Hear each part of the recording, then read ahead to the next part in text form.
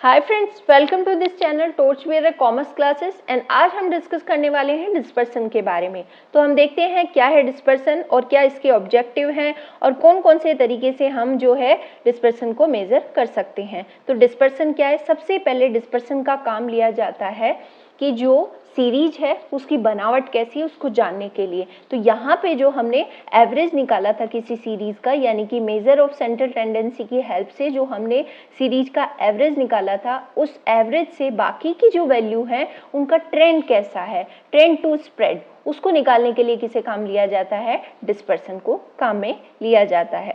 तो यहाँ पे हम देखें object and importance of dispersion. तो यहाँ पे सबसे पहले देखें to examine the reliability of an average. एक एवरेज वो रिलायबल है कि नहीं, इसे चेक करने के लिए क्या निकालेंगे? हम डिस्पर्सन निकालेंगे। और ये इंफॉर्मेशन देखता है किसके बारे में? कंपोजिशन ऑफ द सीरीज, की सीरीज की बनावट कैसी है, उसमें जो बाकी वैल्यूज है उसका एवरेज से बिखराव है कैसा है, उसका स्प्रेड कैसा है, ये जानने के लिए हम क्या निकालते हैं? डिस्पर्सन निकालते हैं। और to compare the variability, variability को कंपेयर करने के लिए और कंट्रोल करने के लिए, और ये प्रोवाइड करवाता है basis for other statical measure, जैसे कोरिलेशन है और रिग्रेशन है और स्क्यूनेस है, उनका मेजर किससे किया जाता है? डिस्पर्सन से किया जाता है। तो यहाँ पे आपको मीनिंग और ऑब्जेक्टिव समझ आए होंगे। नेक्स्ट हम बात करें method of measure dispersion. Dispersion के मेथड के बारे में हम देखें कि कौन कौन से मेथड हैं जो डिस्पर्सन के मेथड। तो यहाँ पे हमने बांटा है मेथड ऑफ लिमिट के अकॉर्डिंग, और उसके बाद मेथड ऑफ एवरेजिंग डेविएशन के अकॉर्डिंग, और उसके बाद है कुछ जो है एक दिया हुआ है ग्राफिक मेथड, और बाकी जो है अदर मेजर। आपको ये वाले लिमिट इसमें पता होना चाहिए कि लिमिट्स में कौन कौन से आते हैं, एवरेजिंग डेविएशन में कौन कौन से आते हैं। तो यहाँ पे हम देखें लिमिट के अकॉर्डिंग रेंज हो गया, इंटरक्वार्टाइल रेंज हो गई, परसेंटाइल रेंज हो गया, और वहीं पे एवरेजिंग डेविएशन कौन कौन से हो गए? Quartile deviation, mean deviation, standard deviation. और ग्राफिक मेथड में कौन सा हो गया? लॉरेंज कर्व हो गया। और अदर मेजर हैं जिसमें मॉड्यूलस है, प्रिसीजन है और प्रोबेबल एरर है। तो ये सब मेथड हैं जो डिस्पर्सन के हैं। नाम आपको सारे याद रखने हैं और बाकी जो इंपॉर्टेंट है उसे हम नेक्स्ट स्लाइड पे डिस्कस करते हैं। सबसे पहले देखिए रेंज के बारे में। तो रेंज क्या है? सबसे पहले रेंज में क्या होता है? लार्जेस्ट वैल्यू जो होती है सीरीज की, उसमें से क्या करते हैं? लेस करेंगे हम स्मॉलेस्ट वैल्यू। ओके, तो इस तरह से हम रेंज निकालते हैं। और कोफिशिएंट ऑफ रेंज कैसे निकाली जाती है? कोफिशिएंट क्या होता है? जब दो सीरीज होती हैं उनका क्या होता है, कंपेयर करने के लिए हम काम में लेते हैं कि मान लीजिए एक दो सीरीज दी गई हैं, उनका कंपेयर सिर्फ हम रेंज से इससे नहीं कर पाएंगे, क्योंकि ये क्या है? एब्सोल्यूट वैल्यू है। उसके लिए क्या चाहिए कि हमें रिलेटिव वैल्यू। मान लीजिए दो किसी के मार्क्स आए हैं 400 में से 100 और किसी के मार्क्स आए 10 में से 4, तो अब उसको कैसे कंपेयर कर पाएंगे? उसको कंपेयर कर पाएंगे जब हमारे पास क्या होगा? कोई रिलेटिव डेटा होगा, यानी परसेंटेज अगर हम निकाल लें दोनों का तो हम कंपेयर कर पाएंगे कि किसके ज़्यादा आए हैं किसके कम। और बाकी डेटा अलग है बिल्कुल, और तो दोनों की कंपेयर नहीं कर सकते। इसीलिए ये कोफिशिएंट ऑफ रेंज होती है। जहाँ पे कोफिशिएंट दिया जाएगा वहाँ पे क्या है कि दो सीरीज के बीच क्या है, हमें कंपेयर करना है, इसलिए हम कोफिशिएंट निकालते हैं। यहाँ पे हम देखें ये जो रेंज है उसका यूज कहाँ किया जाता है? क्वालिटी कंट्रोल के लिए। ये इंपॉर्टेंट है, यहाँ पे इसका यूज किया जाता है। एग्जामिनर आपको पूछ सकता है क्वालिटी कंट्रोल में कौन से जो मेजर मेथड है डिस्पर्सन का उसको काम में लिया जाता है, तो आप वहाँ पे रेंज को टिक करेंगे। उसके बाद नेक्स्ट देखें analysis of interest rate and exchange rate को भी क्या एनालिसिस करने के लिए हम क्या काम लेते हैं? डिस्पर्सन का रेंज मेथड काम में लेते हैं। अब मेरिट और डीमेरिट की बात करें तो मेरिट क्या है इसके कि इजी टू कैलकुलेट, ये सबसे इजी मेथड है और इसे क्या कैलकुलेट करना आसान है और आसानी से समझ भी आता है। और use for check quality control, और क्वालिटी कंट्रोल में क्या है इसको यूज किया जाता है। जैसे क्वालिटी, जैसे कोई प्रोडक्ट बना रहे हैं, हमने उसकी दो रेंज बना दी है कि अपर लिमिट ये है, लोअर लिमिट ये है। अगर ये इसके बीच में प्रोडक्ट बनता है तो हम इसे सेलेक्ट कर लेंगे, वरना हम इसको उसको रिजेक्ट कर देंगे। तो इस तरह से क्वालिटी कंट्रोल में इसे काम में लिया जाता है। और डीमेरिट की बात करें, अब क्या है कि इसमें सिर्फ दो वैल्यू लार्जेस्ट और स्मॉलेस्ट दो को ही ध्यान में रखा गया है, तो ये not based on all observation. अब ऑल ऑब्जर्वेशन पे बेस्ड नहीं है तो ये रिलायबल नहीं है मेजर, इसको हम विश्वास नहीं कर सकते कि ये हमें सही तरह से मेजर करके डिस्पर्सन को देगा कि नहीं देगा। उसके बाद बात करें ओपन एंड इंटरवल। अब कई सारनियां क्या होती हैं, कई सीरीज कैसे स्टार्ट होती हैं, 20 से कम, 30 से कम, इस तरह से जब सीरीज दी होती है तो उसका क्या है लार्जेस्ट पॉइंट, या फिर जो ओपन एंड होती हैं कि इससे कम वाले, इससे ज़्यादा वाले, तो उसमें क्या है कि हम पता नहीं लगा सकते कि स्मॉलेस्ट वैल्यू कौन सी है, लार्जेस्ट वैल्यू कौन सी है। तो इस तरह से क्या होता है, वहाँ पे इस फॉर्मूले इस मेथड से हम मेजर नहीं कर सकते डिस्पर्सन को। नेक्स्ट हम बात करें इंटर क्वार्टाइल रेंज और परसेंटाइल क्वार्टाइल रेंज। यहाँ पे हम पढ़े इंटर क्वार्टाइल रेंज, तो इसमें क्या होगा, थर्ड क्वार्टाइल में से फर्स्ट क्वार्टाइल को घटा देते हैं तो ये क्या आ जाएगा, इंटर क्वार्टाइल रेंज आ जाएगी। अब ये क्वार्टाइल रेंज क्या है, देखो एक सीरीज होती है और सीरीज को क्या है चार पार्ट में डिवाइड कर दिया जाता है, उसकी चार पार्ट कर ली जाती हैं, फर्स्ट, सेकंड, थर्ड, फोर्थ, इस तरह से चार भागों में ये क्वार्टाइल बांट देता है। तो बांट देता है तो क्वार्टाइल थर्ड में से अगर फर्स्ट को घटा लिया जाए तो वो क्या आ जाएगा, इंटर क्वार्टाइल रेंज आ जाएगा। और ये जो है मिडिल 50% का जो क्या है इंक्लूड करता है, तो इसे क्या बोला जाता है, मिड स्प्रेड या मिडिल 50% कहा जाता है। और ये सिर्फ बेस्ड होता है ओनली फॉर टू वैल्यूज पर, quartile third and quartile first. और उसके बाद the middle half of A data set, इसको कहा जाता है कि ये जो है हाफ ऑफ डेटा सेट है, क्योंकि ये है मिडिल 50% को क्या है डिनोट करता है। उसके बाद बात करें परसेंटाइल की, तो परसेंटाइल में क्या होता है, जो सीरीज होती है उसको परसेंटाइल रेंज किस टाइप में डिवाइड करती है, उसे 100 पार्ट में डिवाइड कर लेती है। जो उसका P90 यानी परसेंटाइल 90 है, उसमें से अगर परसेंटाइल 10 को माइनस किया जाता है तो ये क्या आ जाएगी, हमारी परसेंटाइल रेंज आ जाएगी। आपको इनके नाम, इनके यूजेस और इनका क्या कॉन्सेप्ट है ये आपको समझ आना चाहिए। फॉर्मूला शायद आपको नहीं पूछे, या फिर आपको ये वैल्यू देगा कि P90 इज इक्वल टू इतनी है, P10 इतना है, तो आप परसेंटाइल रेंज बताइए, डिस्पर्सन बताइए आप। तो इस तरह से आपके क्वेश्चन आ सकता है। यूजेस किस तरह से है, यूजेस यहाँ पे है एजुकेशन एंड साइकोलॉजी में इसके यूज किया जाता है। और यहाँ पे लिखा है to clarify the interpretation of score on standardize test. जो स्टैंडर्डाइज टेस्ट होते हैं वहाँ पे इसको क्या है इंटरप्रिटेशन करने के लिए काम में लिया जाता है, क्लेरिफाई करने के लिए। उसके बाद बात करें the difference between two specified percentile, इसमें जो डिफरेंस निकाला गया है टू स्पेसिफाइड परसेंटाइल रेंज के बीच में डिफरेंस निकाला गया है, जो कि परसेंटाइल 90 में से परसेंटाइल 10 को माइनस किया गया है। नेक्स्ट हम देखें क्वार्टाइल डेविएशन, जो इसे हम सेमी क्वार्टाइल डेविएशन भी कहते हैं।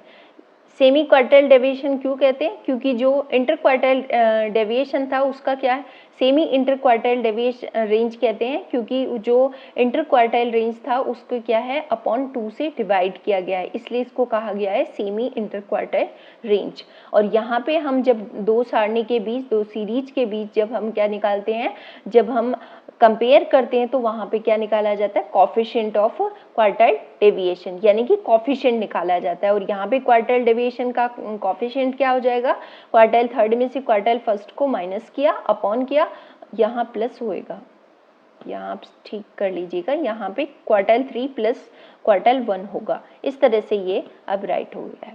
ओके, यहाँ पे मेरिट और डीमेरिट के बारे में बात करें तो इसे क्या है कंप्यूट करना इजी है, और ये क्या है होता है लेस इफेक्टिव होता है एक्सट्रीम वैल्यू से। एक्सट्रीम वैल्यू से इफेक्ट कम होता है, क्योंकि जो सीरीज हो उसे चार पार्ट में डिवाइड किया गया है, Q1 और माइनस Q3 माइनस Q1 होता है, तो दो वैल्यू यहाँ पे लिए, तो एक्सट्रीम वैल्यू जो है उससे इफेक्टेड नहीं हो रहा है। उसके बाद है डिस्पर्सन ऑफ मिड पार्ट, ये जो मिड पार्ट के डिस्पर्सन को बताता है। और डीमेरिट की बात करें तो note based on all value, all value कहाँ काम में लिए, हमने सिर्फ क्वार्टाइल 3 और क्वार्टाइल फर्स्ट को काम में लिया है।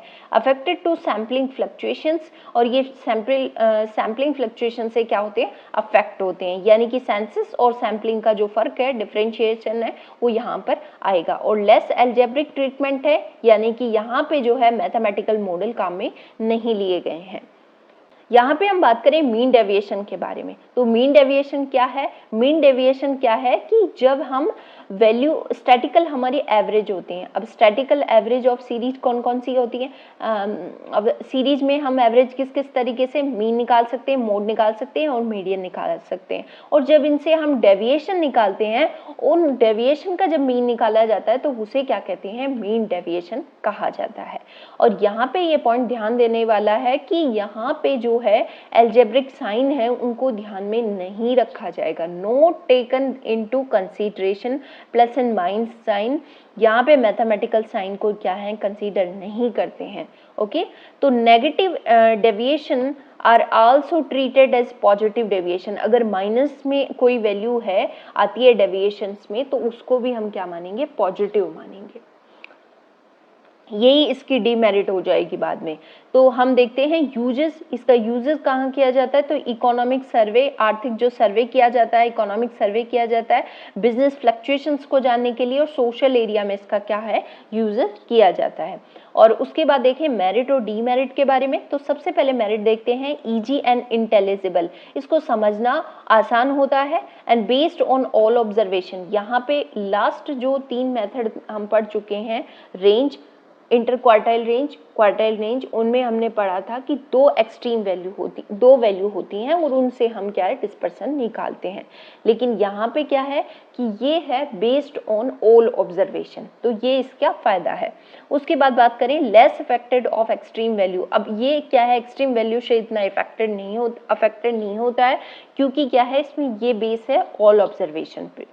उसके बाद डीमेरिट के बारे में बात करें तो यहाँ पे क्या है? इग्नोर किया गया है एल्जेब्रिक प्रिंसिपल की, प्लस माइनस का हमें ध्यान नहीं रखना है।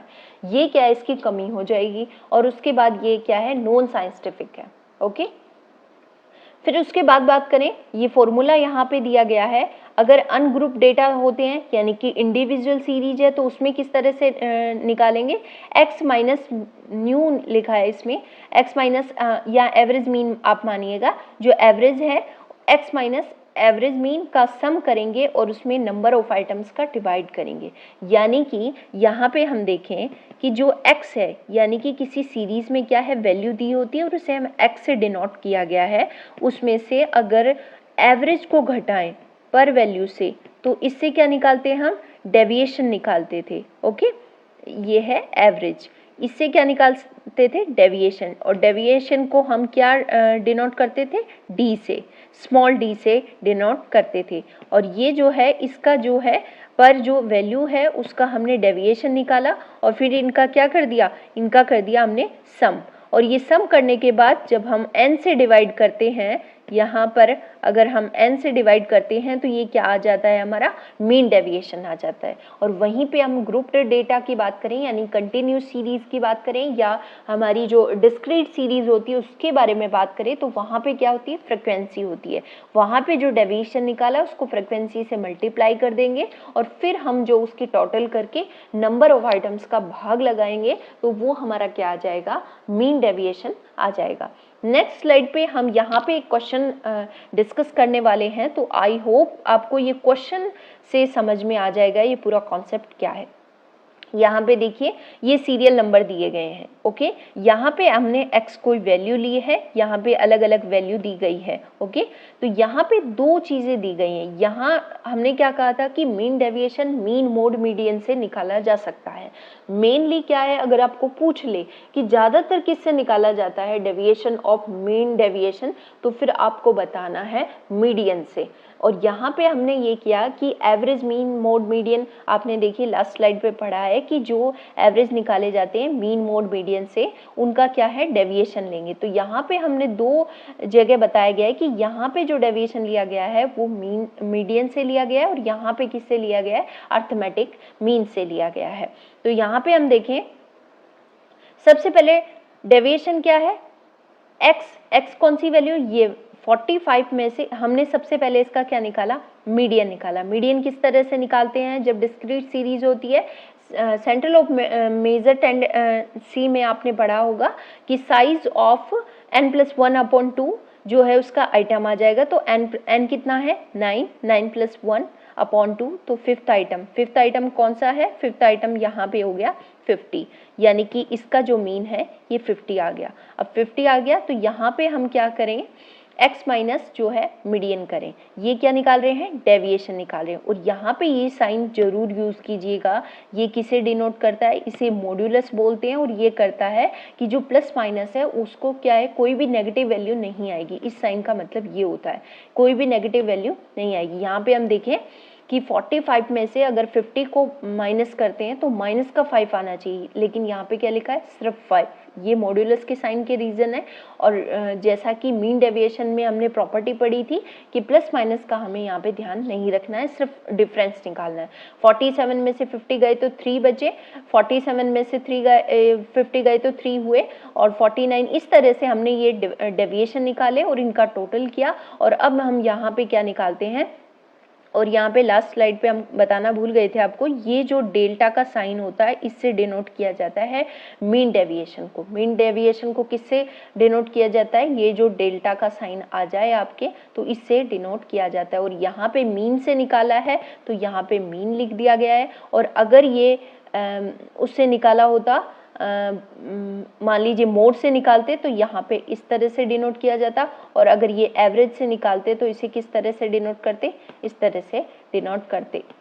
ओके, तो यहाँ पे ये जो है लिखा गया है। नेक्स्ट हम देखेंगे तो यहाँ पे क्या किया हमने, मीन डेविएशन निकाला। तो यहाँ पे ये total I 42 upon number of items का डिवाइड किया तो ये 4.67, ये जो है इसका क्या आ गया है, ये आ गया है मीन डेविएशन। ओके, और जब हम कॉफिशिएंट निकालें, यानी दो टेबल के बीच अगर हमें कंपेयर करनी है तो हम कॉफिशिएंट निकालते हैं। और कॉफिशिएंट कैसे निकालते हैं?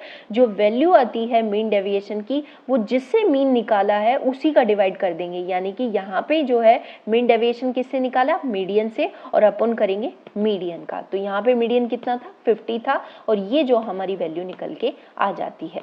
तो यहाँ आपको ये क्वेश्चन, जो इतने बड़े क्वेश्चन नहीं आते, छोटे छोटे क्वेश्चन आते हैं, वहाँ आप ध्यान रखिएगा कि इस तरह से ये वैल्यू दे दे, ये वैल्यू ये पूछ ले, या ये दे के ये दे दे और ये पूछ ले। इस तरह से कोई भी वैल्यू आपको दे तो फॉर्मूला आपको जो है पता होना चाहिए। नेक्स्ट हम बात करें, ये जो डेविएशन निकाले गए हैं हमारे एवरेज से निकाले गए। तो सबसे पहले एवरेज किस तरह से निकालते हैं? इनका टोटल करते हैं, और इन वैल्यू का टोटल करते हैं तो 468 आता है। तो यहाँ पे 468 जो हमारी वैल्यू x है,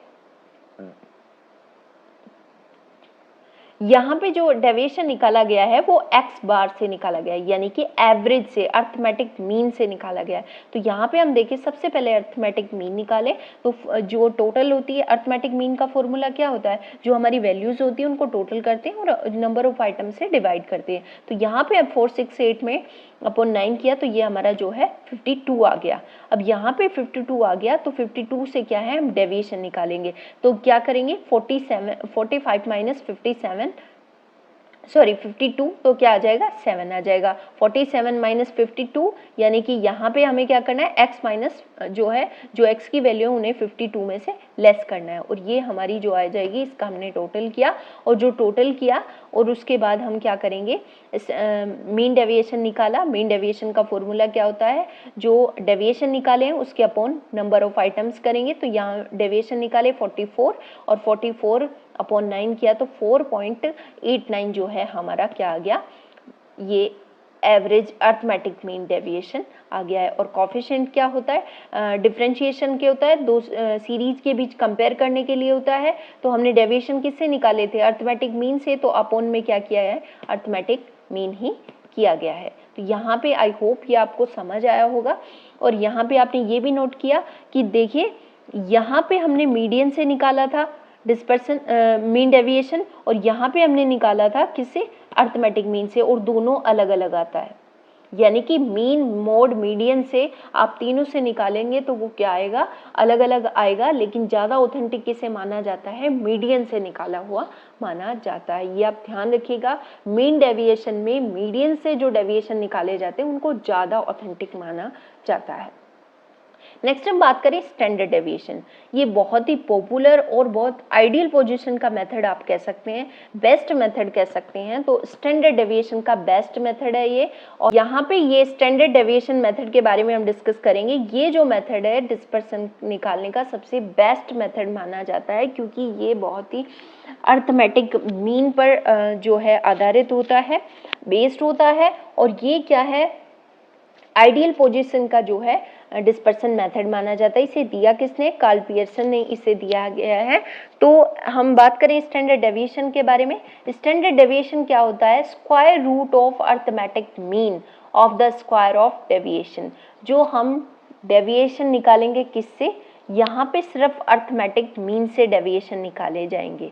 वहाँ पे क्या पढ़ते थे हम मीन डेविएशन में कि स्टैटिकल एवरेज हो सकता है, कोई भी मीन मोड मीडियन, लेकिन यहाँ पे हम किससे निकालेंगे? अर्थमेटिक मीन से।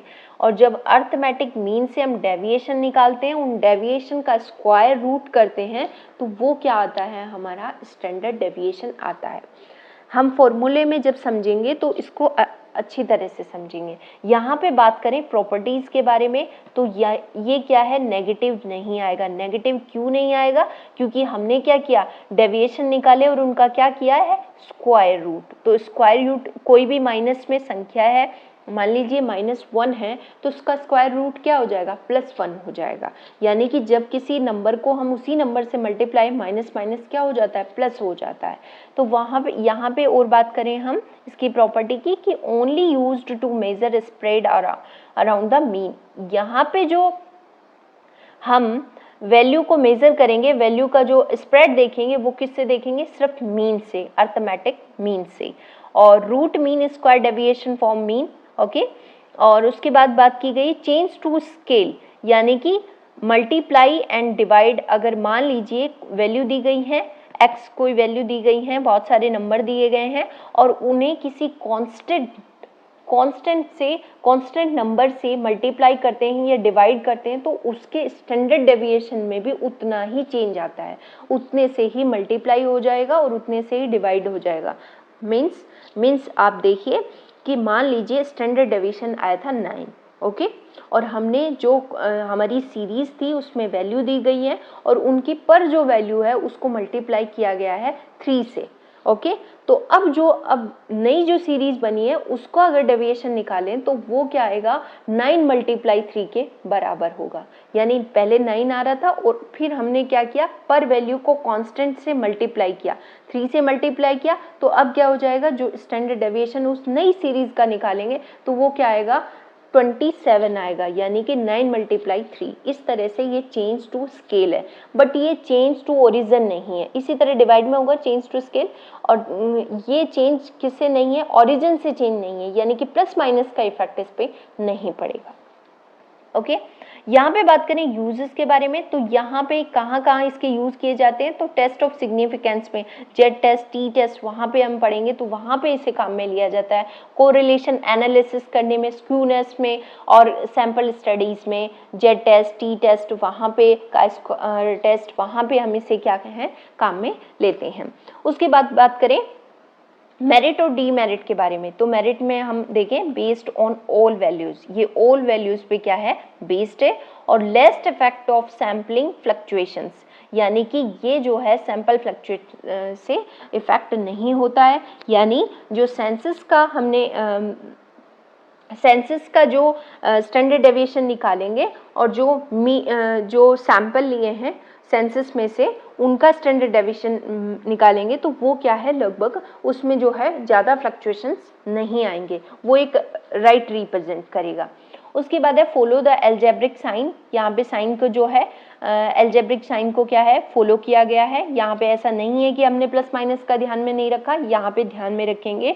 और एक जो मैथमेटिकल मॉडल हैं उनको काम में लिया गया है। यहाँ पे डीमेरिट के बारे में बात करें तो नॉट इजी टू अंडरस्टैंड, इसको समझना इतना आसान नहीं है। और its calculations is difficult as a based on many mathematical model. ये जो है बेस्ड होता है मैथमेटिकल मॉडल पे, जिन्हें जो कैलकुलेट करना काफ़ी टफ होता है। तो आई होप स्टैंडर्ड डेविएशन आपको समझ आया होगा। यहाँ पे आपको समझना है ये दिया किसने, कार्ल पियर्सन ने दिया है। ये क्या होता है, square root of the arithmetic mean होता है। यहाँ पे जो मीन निकाले, जिस मीन से डेविएशन निकालेंगे उसका काम में लेंगे, सिर्फ अरिथमेटिक मीन को काम में लेंगे। ये चेंज टू स्केल होता है और चेंज टू ओरिजिन नहीं होता है। और ये कहाँ कहाँ पे काम आया, या डीमेरिट और मेरिट हमने इसके पढ़े हैं। नेक्स्ट हम बात करें इसके ये दो प्रॉपर्टी और हैं। यहाँ देखें, the sum of deviation of the item of their arithmetic mean is always 0, यानी कि ये हमने मेजर ऑफ सेंट्रल टेंडेंसी में भी पढ़ा था कि अरिथमेटिक मीन से जब हम डेविएशन लेते हैं तो उनका सम का क्या आता है, 0। यहाँ पे इसको डिनोट ऐसे कर सकते हैं x माइनस एक्स बार, यहाँ पे इसको x बार, ओके, x माइनस एक्स बार, यानी कि x क्या है, वैल्यू है, और माइनस एक्स बार क्या है, यहाँ पर अरिथमेटिक मीन है, और यहाँ पे क्या आएगा, सिग्मा। ये अब राइट हुआ है, ये थोड़ा मिसप्रिंट हो गया होगा यहाँ से। तो x minus x bar is equal to, इसका जो सम है वो क्या आएगा, 0 आएगा। वही नेक्स्ट प्रॉपर्टी के बारे में बात करें तो the sum of square deviation, और जब ये x माइनस एक्स बार यानी कि जो मीन से डेविएशन निकाला है और उसका स्क्वायर करके सम निकालते हैं तो वो क्या आएगा, मिनिमम आएगा, सबसे कम आएगा। तो यहाँ पे हम देखें, यहाँ पे सिग्मा लगाएं, सिग्मा x माइनस एक्स बार और इसका जो स्क्वायर, यहाँ पे स्क्वायर, यहाँ पे स्क्वायर, ओके। तो ये अब सही है, ये क्या आएगा, मिनिमम आएगा। तो ये दो प्रॉपर्टी आपको ध्यान में रखनी है, ओके।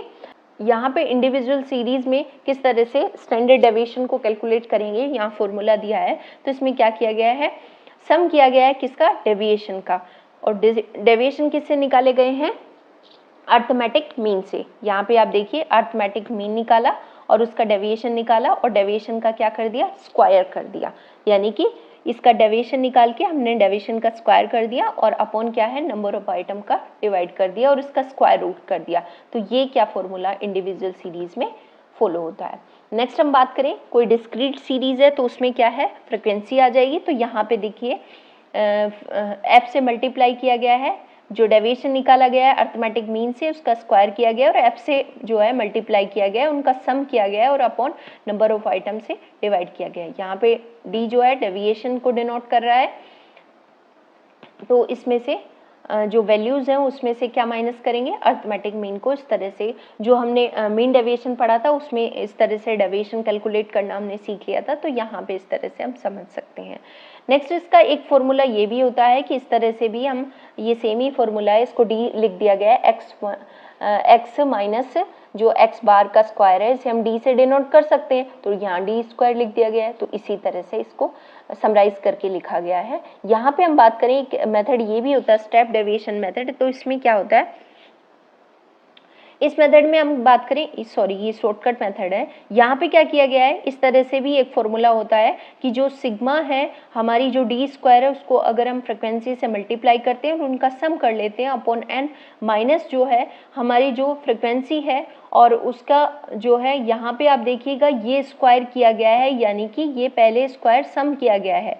यहाँ पे स्क्वायर निकाला डी स्क्वायर और उसको एफ से मल्टीप्लाई किया और उनका सिग्मा किया गया। यहाँ पे क्या है कि सिर्फ डी को मल्टीप्लाई किया गया है सिग्मा एफ से, सॉरी एफ से, और उनका टोटल किया गया है और उसका फिर स्क्वायर किया गया है। तो यहाँ पे इस तरह से जो है फॉर्मूले में वैल्यू पुट करके हम किसे स्टैंडर्ड डेविएशन निकाल सकते हैं। यहाँ फॉर्मूले आपको ज़्यादा ध्यान देने की ज़रूरत नहीं है, ये आपको नहीं पूछे जाएंगे, थोड़ा बहुत पूछ ले तो आप एक बार देख के चले जाइएगा, इससे हो जाएगा। लेकिन बाकी आपका प्रॉपर्टी और उनके यूजेस और उनके जो स्पेसिफिक क्वालिफिकेशन है वो आपको जो है पता होनी चाहिए। आई होप ये आपको स्टैंडर्ड डेविएशन यहाँ पर समझ आया होगा। यहाँ पे हम देखें relationship between measure of dispersion. तो यहाँ पे क्या है, स्टैंडर्ड डेविएशन के 6 गुना किसके बराबर होंगे, 7.5 गुना किसका, mean deviation is equal to 9 quartile deviation. तो आपको ये याद रखना है कि जो 6 standard deviation 6 multiply by standard 6 गुना होता है 7.5 mean deviation is equal to 9 quartile deviation. और उसके बाद यहाँ पे एक लिखा गया है कि स्क्वायर ऑफ स्टैंडर्ड डेविएशन, अगर हम स्टैंडर्ड डेविएशन का स्क्वायर कर दें तो वो क्या आ जाएगा, वेरिएंस कहलाएगा। क्या कहलाएगा, वेरिएंस कहलाएगा। ओके, यहाँ पे स्टैंडर्ड डेविएशन को किस तरह से डिनोट करते हैं, इस तरह से, और इसका अगर हम स्क्वायर करें तो ये क्या आ जाएगा, ये हमारा वेरिएंस हो जाएगा। यहाँ पे अलग अलग दिए गए हैं कि quartile deviation is equal to 2/3 standard deviation और mean deviation is equal to, ये आपस में रिलेशनशिप दिए गए हैं तो आप इन्हें पढ़ सकते हैं कि mean absolute deviation is equal to 4/5, यानी कि आपको ये पूछ सकता है कि मीन डेविएशन दे दिया और फिर स्टैंडर्ड डेविएशन फाइंड करने, तो इस फॉर्मूले के थ्रू इनके रिलेशनशिप अगर आपको पता है तो यहाँ से आप मेजर कर सकते हैं। नेक्स्ट हम बात करें, हाँ तो नेक्स्ट हम कुछ क्वेश्चंस लेके आए हैं जो आपके लास्ट पास्ट एग्जाम में आए हुए हैं। तो यहाँ पे हम सेंट्रल टेंडेंसी के भी कुछ क्वेश्चन हैं और ये डिस्पर्सन से रिलेटेड भी कुछ क्वेश्चन हैं। तो सबसे पहले देखिए, इन ए सिमेट्रिक डिस्ट्रीब्यूशन, सिमेट्रिक डिस्ट्रीब्यूशन है, ओके। तो हमने क्या पढ़ा था कि सिमेट्रिक डिस्ट्रीब्यूशन होता है, इस तरह से हमने डायग्राम देखा था और उसमें क्या होता है, जो मीन मोड मीडियन क्या होते हैं, बराबर होते हैं। तो यहाँ पे क्या किया गया है कि जो एक्स बार है वो क्या है, 12 है, तो मोड क्या होगा, अर्थमेटिक मीन दिया गया है 12, तो मोड क्या होगा, मोड भी क्या होगा, 12 होगा। तो यहाँ पे आई होप ये आपको समझ आया होगा। नेक्स्ट हम बात करें, which of the following is not a true statement about the coefficient of variations, coefficient के बारे में कौन सा जो ऐसा स्टेटमेंट है जो सही नहीं है। तो सबसे पहले हम बात करें, इट इज इन एब्सोल्यूट, जी नहीं, ये एब्सोल्यूट वैल्यू नहीं है, ये रिलेटिव मेजर करता है, क्योंकि दो सीरीज के बीच हम डिफरेंस निकालने के लिए इसको काम में लेते हैं और ये क्या देता है, एब्सोल्यूट मेजर करता है, हिंदी में इसे बोलते हैं सापेक्ष माप देता है। और नेक्स्ट भी पढ़ लेते हैं statement, it is a percentage form the standard deviation, बिल्कुल बात सही है, कोएफिशिएंट वेरिएशंस उसी तरह से निकालते हैं। It is used to check consistency in 2 और मोर सीरीज, बिल्कुल अंतर निकालने के लिए 2 सीरीज के बीच में तभी तो काम लेते हैं। Higher the coefficient of the higher the variability, बिल्कुल जिसमें कोएफिशिएंट क्या है, ज़्यादा होगा उसकी वेरिएबिलिटी ज़्यादा होगी और जो कम होगा उसकी वेरिएबिलिटी क्या होगी, कम होगी। और तो यहाँ पे ये जो है नॉट ए ट्रू पूछा था, तो यहाँ पे ये जो है राइट हो जाएगा। उसके बाद है which average is a suitable to know the average level of intelligency of student, student की इंटेलिजेंसी चेक करनी है तो कौन से एवरेज को काम में लेंगे। तो हमने क्या क्वालिटेटिव डाटा के लिए कौन सी जो मेजर थी, वो मीडियन थी। तो यहाँ पे ये क्वेश्चन का राइट आंसर हो जाएगा। नेक्स्ट हम बात करें, ये जो पूछा गया है best method of measure of dispersion, तो हमने किसे कहा था बेस्ट मेथड, सेंट्रल टेंडेंसी को, सॉरी स्टैंडर्ड डेविएशन को। तो बेस्ट मेथड कौन सा हो गया, और ये बेस्ट मेथड किस लिए, क्योंकि यहाँ पे जो हम डेविएशन निकाल रहे हैं वो किससे निकाल रहे हैं, डेविएशन निकाल रहे हैं हम अर्थमेटिक मीन से, और अर्थमेटिक मीन से निकालने के साथ साथ हम जो मैथमेटिकल मॉडल हैं उनको भी ध्यान में रख रहे हैं, यानी प्लस माइनस का भी ध्यान में रख रहे हैं। तो ये क्या है, स्टैंडर्ड डेविएशन एक बेस्ट मेथड है डिस्पर्सन निकालने का। उसके बाद नेक्स्ट है मोड एंड मीडियन आर क्या है। अब मोड एंड मीडियन हमने क्या पढ़ा था कि ये क्या है, पोजिशनल एवरेज है। ओके, आई होप ये आपको समझ आया होगा। यहाँ पे हम डिस्कस करेंगे एक न्यूमेरिकल क्वेश्चन है जिसमें कहा गया है कि arithmetic mean of the following data of the mark obtained 50 student of class will be. तो यहाँ पे मार्क्स दिए गए हैं, यानी कि हम इसको x माने और ये जो है फ्रिक्वेंसी दी गई है।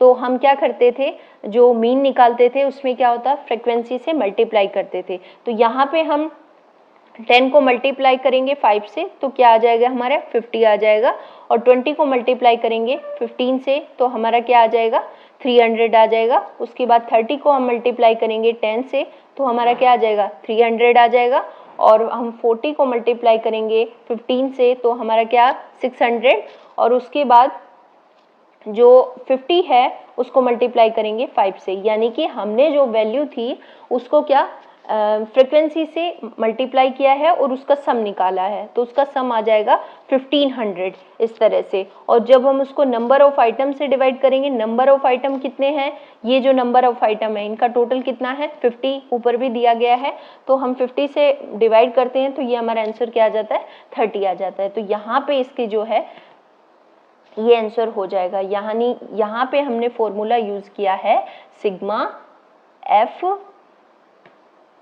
एक तो ये पेन नहीं चल रहा है हमारा, यहाँ पे फ्रीक्वेंसी, और ये जो है हमने वैल्यू को मल्टीप्लाई किया और अपॉन किया हमने किससे, नंबर ऑफ आइटम से, यानी कि फ्रीक्वेंसी से, एन से, 50 से। तो इस तरह से ये हमारा क्या आ जाएगी, वैल्यू आ जाएगी, और तो ये 30 आंसर हो जाएगा। तो आई होप ये डिस्पर्सन टॉपिक और ये कुछ क्वेश्चन आपके लिए हेल्पफुल रहेंगे। Thank you so much.